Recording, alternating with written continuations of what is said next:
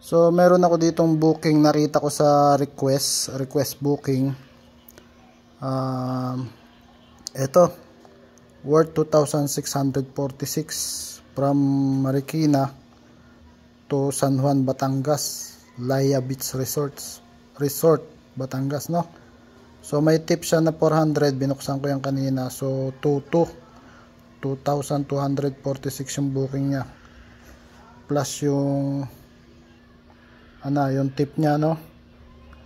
So syempre hindi ka maniniwala kung totoo ba to fake booking hanggang hindi mo ina-accept. So hindi ko na ina-accept, in-screenshot ko lang, then pinost ko dun sa group namin.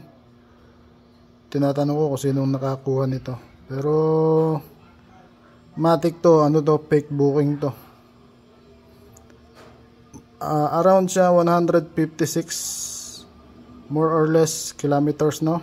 Around 156 kilometers, mga nasa 5 to 6 hours yan. Kaya ko i-ride yan kung totoo man, no? Kasi nag-Negros to Manila ako, Manila to Negros, no? Ayan, 3 times na ako niya kaya masarap sanang i-ride pero kung totoo. So ingat-ingat po tayo sa mga bawat booking, pag-accept ng booking, no? Minsan it's a prank.